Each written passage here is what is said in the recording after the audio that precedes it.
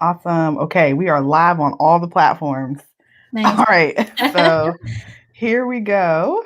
Hey everybody, hey She Army. Welcome to episode 54 of the Simply She podcast, Simple Systems to Get Sales Online.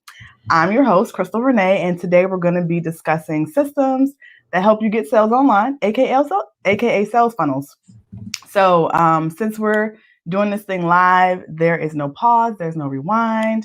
We are unfiltered and we are ready. And we want audience participation. So, first things first, make sure you allow StreamYard access to be able to leave comments under your name. Don't be shy. We love questions, we love comments, and we'd love to hear from you. You can definitely revoke access to StreamYard at any time. So don't be shy. One of the things that I've learned, especially after doing business online, and one thing that I've noticed that new online entrepreneurs struggle with is the process of getting sales online. And we have to be introduced to so many new systems that allow us to capture leads, grow, and just be able to scale our business in general. So my guest today is an expert in all things systems related, and I'm just going to go ahead and introduce her so that we can dive right into this topic. So Diane Shelton is a former Fortune 500 management consultant turned award-winning certified business coach and systems strategist, and the founder of Passion Breakthrough. Through her platform, she helps women implement practical strategies and simple systems so that they can build their thriving online businesses. Welcome to the show, Diane. Thanks so much for having me. I'm so excited to be here today. Awesome. So let's go ahead and jump right in. Tell the listeners a little bit more about you and how you got started in business. Yeah, I would love to. So, I don't think I've told this story in regards to how I got started in the business, but back in the day, when I was really young, my family actually converted our garage into a like an actual like mini grocery store. So I've always had this entrepreneurial spirit inside of me. But I started out, like as you get older, that kind of just goes in the back of your head. And I just, like one of those things that I wanted to do something with computers because when I was in school, computers, the green screen and like all those things are just starting to come out. And I really like computers. So I figured I'd go into computer science. And so I pursued like the first 10 years of my career doing computer work. And I got my MBA because I'm like, okay, I'm really going to pursue my master's in business because I want to do that career ladder and keep going. But after a while, it just doesn't feel right. It felt like, I'm not making a difference in people's lives. And so I did a little bit of volunteer mentorship on the side for women because in the tech field, it's really male dominated. And so it felt really good to help these women, either figure out what they want to do with their career or them going into entrepreneurial world. And so I kind of got jealous. It's just like, okay, I want that for myself too. And so I got into the business world and now it feels like everything just kind of aligned. So that's how I got into the business. Awesome. And I did not know that you did computer science. So we are definitely like, very aligned. My background's actually engineering. You did? Okay. Oh Yeah, my goodness. so I did engineering. I did quite a bit of programming in my day. Didn't pursue it. So kudos, hats off to you, but definitely everything you said resonates because it really is very male dominated and sometimes difficult for women to break into the industry. And sometimes it's really uncomfortable, so I'm like so excited that you like volunteered and you were helping, women to achieve their dreams. So hats off to you. Thank you. So with your tech background, tell us, how you really got interested in business systems. Yeah, that's for some reason, it's just one of those things that it just kind of both what fell on my lap and it just felt like I was leaning more towards it because you have a little bit of a tech background yourself too, like from an engineering perspective, but it's just like you can go all the way on one spectrum of being very technical, and then on the other end of like just doing documentation.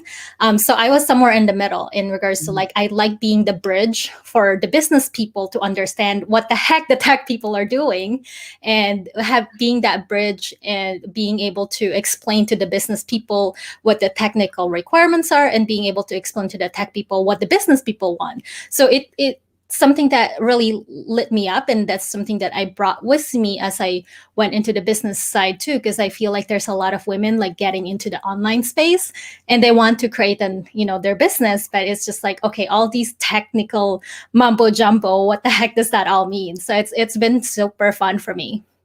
Awesome. So you were like a business analyst then? Yes, so I did business systems analysis, and I did like project management. So everything to do with those kind of in between go getting things. Awesome. So with that being said, what are some basic systems that you feel all entrepreneurs need?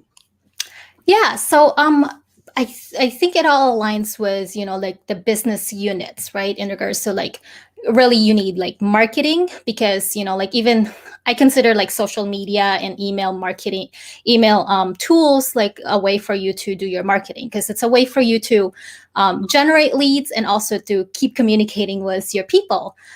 So there's marketing, there's also sales, because of course you want to be able to have people to buy from you.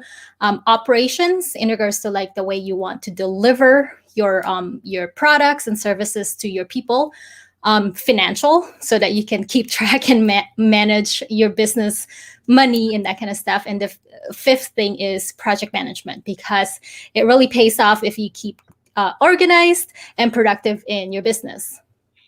Awesome. I hope you guys were taking notes while Diane was talking, because she just dropped some gems right there, systems that every entrepreneur needs. And if you are watching this, make sure you catch the replay. That's going to be on the Simply She Facebook page, because again, what she said is so, so important. I know sometimes we don't start out with all these systems in place, but it's definitely key to make sure that they are in place as you grow in your business. So let's get into the nitty gritty. What in your mind is a sales funnel? If you Google what sales funnels mean, you get like 15 different interpretation of based on what people would say. So I can give you what I think it means, and I'm sure other people can give you what they think that it means as well. But to me, from a basic perspective, it really is just a way for you to get in front of your potential audience, right? To kind of weed through all the noise and build trust. Because if you are just building a website, that is also a way for you to get in front of the audience, but there's really no way for you to funnel them into the next step so that they can continue to keep working with you. So really, it's a way for you to build trust and then continue that kind of like the conversation, right? Like I think you and I discussed in regards to like the relationship building of it. Like if you are meeting a stranger and you want to marry them someday. It's just one of those things that you want to make sure that you have something in place to make sure that, okay, well, that stranger is not someone I want to marry. So they don't fit my funnel. But if you're just going to create a website, anyone can just come to your website. So the sales funnel works both ways in regards to making sure you are addressing the right, you are approaching the right people, and you're addressing the right problem for those people so that they can continue that relationship building with you. Awesome. Very well said. Definitely the analogy of meeting a stranger and like saying, hey, let's get married. It's like, whoa, what? Yes. Will be extremely awkward for both you and the other person. And the person's going to say no, right? So if we equate that to like a sales conversation or a sales scenario, definitely building that know, like, and trust factor is important before you ask that person to marry you, essentially sign on to whatever it is that you have to offer. Yeah, you definitely don't want to sell them right away and ask them to marry you right away. That's why you try to funnel them first. I was like, I know we believe in love at first sight, but it's not how this works. So So how does one go about setting up a sales funnel? As far as sales funnel go, it can be really as simple, and I've seen very complicated sales funnels. But at the end of the day, I think there's really a few things you need, right? You need a lead magnet, and what that means is it's just like, you go to Costco or like a big name brand store and you get a sample of something. So it's just a way for someone to make sure that what you're offering is something for them and to kind of get a taste of what you have to give them. So your lead magnet is to kind of entice people to continue that next step with you. And then the next step then is your follow-up offer. This is where your landing page or your sales page comes in. And then the third thing is a way to deliver that offer, right? So it's just one of those things that we talked about earlier, like the systems every entrepreneur needs. So you need like your operation system in place, like a membership site, or just, send them an email or just a Facebook group, however you're going to deliver that. So I think in a basic scenario, those are just the three things you really need at the end of the day. Yep. So guys, hopefully you all took note of that. It's really not that complicated to set up a sales funnel. You need the lead magnet, right? You need a way to capture those the emails of the people, and a way to deliver that lead magnet. So it doesn't have to be thousands and thousands of dollars to set up a sales funnel. And I really hope that, especially for our new entrepreneurs out there, you're seeing that it's not that complicated. And I'm sure that, Diane has some more tips and tricks that she could share with you to make it functional for you and your business. Yeah. So with that being said, what does it look like when someone works with you? One of those things that I like to say is that my work motto is things get done, everyone had fun. Because I love collaboration with people, because, like when I work with my clients, they're the boss because it's their business and everyone's unique. But at the end of the day, I like to help my clients because they usually come to me, like either overwhelmed or they're feeling stuck. So they usually, I help them get the clarity and the structure. So it's really like that. It's kind of free flowing a little bit, but I provide structure and I provide some, like different steps. So there's like onboarding that happens, and then just kind of making sure that it's very highly targeted is how I typically do it. Awesome.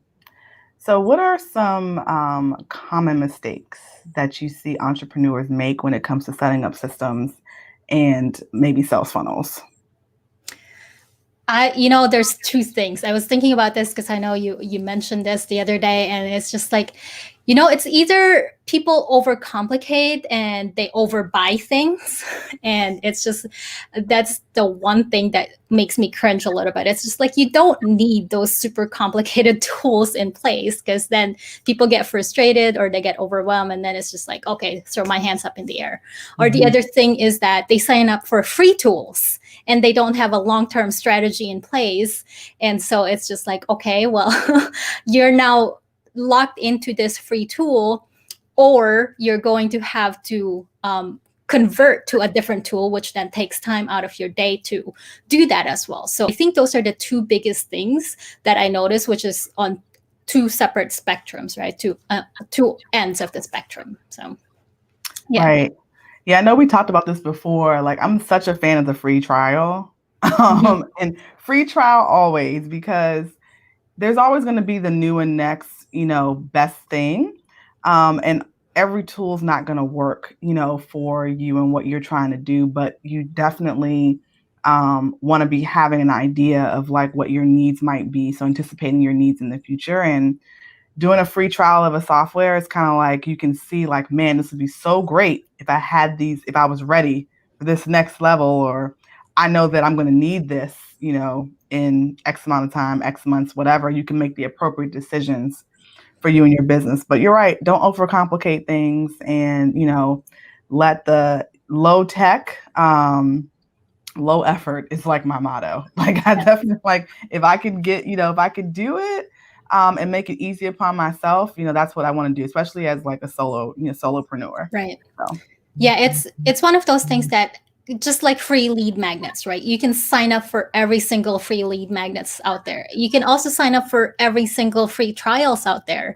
But like as long as you have a strategy in place, then it's going to help you choose which free trial you need to sign up for and which free lead magnet you need for your business at that specific time. Because you can always table for later those other free trials to try out. But yeah, you definitely, there's really some analysis that needs to happen in order for you to maximize the, like minimize your effort for the maximum value that you get out of it.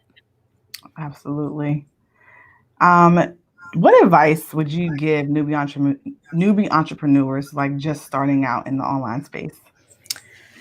I guess it comes back to that strategy part in regards to like you need a strategy and kind of like like I know a lot of people talk about COVID all the time, but I feel like you don't need a full blown strategy. And I remember back in my MBA days, I had to write out like business plan. It's just like pages and pages worth, but then it just kind of collects dust because, like you try to make it into application and then you realize theory is not the same as application. But it's not a blueprint, right? Your strategy and your plan is not a blueprint. It's just a roadmap to make sure that you're on track to making sure you understand the reason why you're even starting it and that you are, on track for your goals of why you want to do the next step for your business. I like that. Your plan is it's a roadmap. That's like, so I've never heard anybody refer to it in that manner, but it makes so much sense to me because like you said, you write these like really robust business plans, like 100 it could be so many pages long, right? And then it's like you look at it and you're like, I'm not doing any of this. Right. Or I've completely pivoted away from what I thought I was doing. So, I definitely, that resonates with me a lot. And one of the things that I definitely have done is like, I guess it kind of is a roadmap where like I've done like almost like a schematic. So taking it back to my engineering days of like what my business will look like, the structure, and like kind of just following that, as things scale and as my business grows. So definitely an awesome way to refer to it. Yeah. And then you're free to take detours along the way and stop on the side of the road and take pictures and that kind of stuff. So it's more fun that way. Yes, absolutely. Look, we're stopping, we're taking pictures. This roadmap analogy is going to go far, guys. It's going to go far. You got to enjoy the journey as an entrepreneur. Otherwise, you drive yourself crazy. That's the truth. Listen, I'll tell anybody that. Like you have to, your journey is yours and you might as well enjoy it. Right? Yeah. So with that being said, do you have any one in particular that inspires you or any advice that you would give that you like would live by? I typically have a few mentors. I like to surround myself with also a community of awesome women like yourself. So like it's one of those things that I don't like to just have one person that gives me advice, honestly, because I feel like, like their bias is their own worldview, right?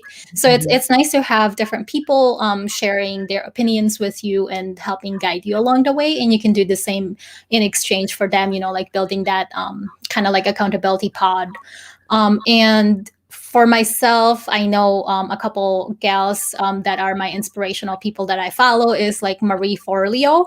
I think she's awesome because she still like has that hip hop vibe to her and she's still like super fun and that kind of stuff. So, and Melissa Griffin is the other person that I like to follow too, because I feel like, like you don't want to lose your personality in this space, because I feel like there's a lot of comparison trap and it's really easy to lose your voice and just become the next Marie Forleo. But you're Crystal and I'm Diane, and we both have our own personality and we got to show up as our real selves. So it's nice to be reminded of that sometimes.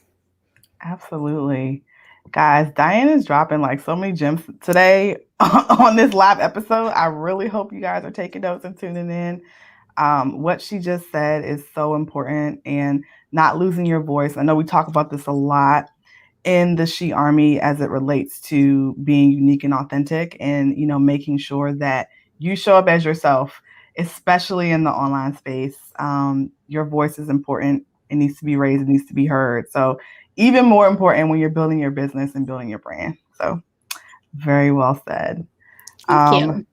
So it's not a curveball, but I feel like everybody's story, or they have some interesting moments within their business or their journey. So what was the most difficult obstacle that you faced thus far in your entrepreneurship journey? Honestly, it's that comparison trap. That's the, like, it's standing up from the noise and standing my ground when things get hard, and when that comparison trap, like, little voice in my head comes in, and it's just like, that's why it's nice to have that, not necessarily strategy in place, but knowing your goal, like knowing your reason why you're doing it. Because when you are, I feel like, for me at least, like, I know why I'm doing this. I'm doing it for myself because I want that financial independence, like a lot of us are going in this for, but it's also for my health, because I was really getting sick in my corporate days. It's for my siblings, because I want to show them that it's possible. You don't have to work 9 to 5 and, be successful in that. And I really feel like I want to make a difference. Like, it just lights my heart every time I think about, like, I'm helping someone to also pursue what they want to do and pursue their passion. So knowing that, and, like, having that fire inside of me still helps me through those not so good days when, I'm feeling like, oh my goodness, I wish I was that far along, or I wish, like, I had 100 million followers, or like, like that I would just say one thing and, like, I would get like a gazillion buyers, like, you still have those thoughts. I don't think it goes away, but knowing why you came into the business really helps to fight through those scenarios. Absolutely. Yep. Social comparison, guys, is really real.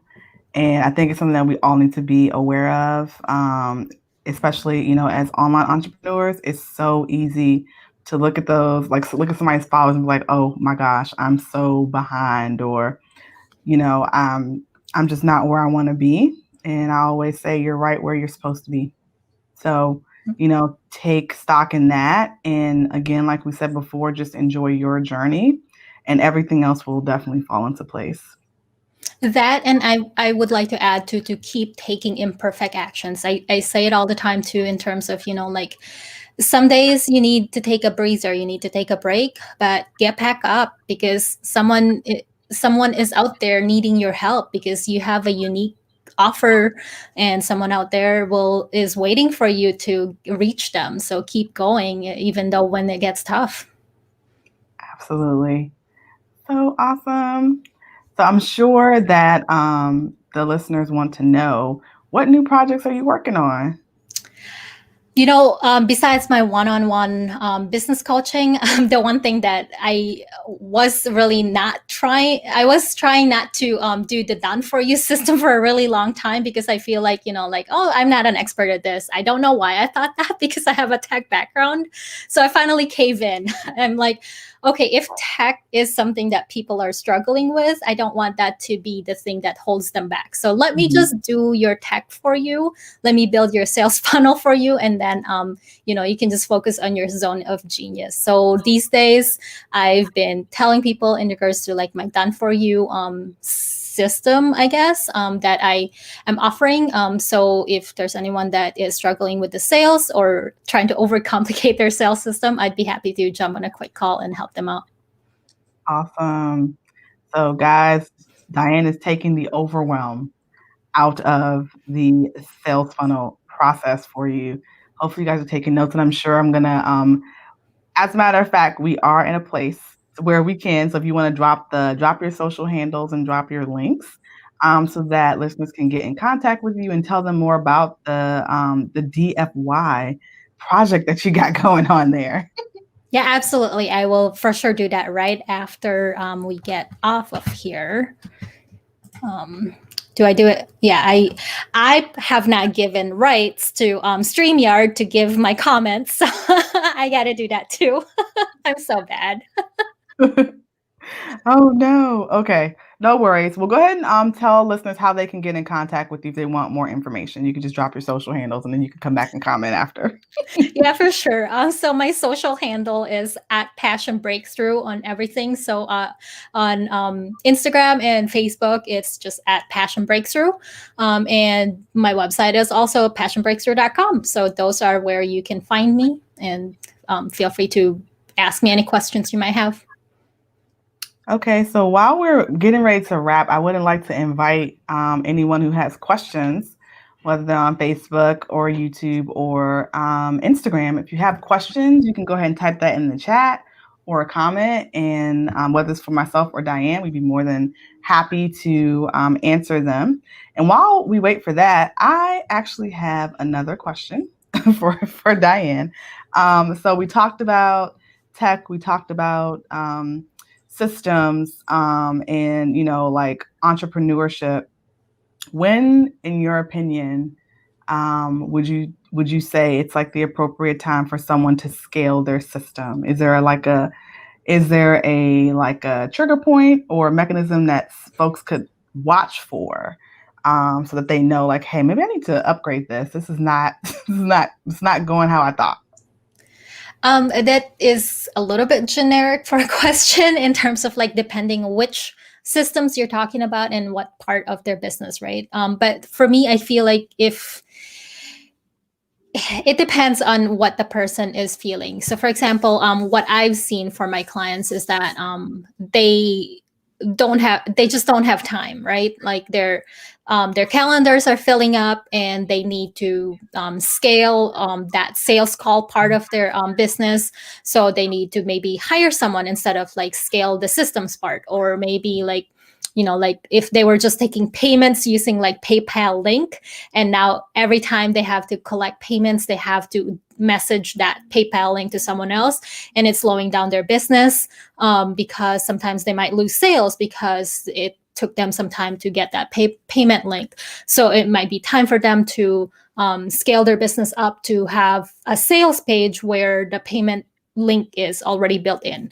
So depending on the person and what part of their business they need to scale, you're going to see the friction point, right? In regards to like, okay, well, I'm at this point, it's either slowing down my business or I'm losing clients, and I really need to take a look at to make sure that I keep going smoothly. Hopefully that helps. Yeah, no, I think that was kind of what I was looking for. Like, so the trigger point, guys, would be if you are losing clients or your business is slowing down, it's probably time to evaluate that system and see if it's time for an upgrade. And then you would definitely get in contact with someone like Diane to help you do that.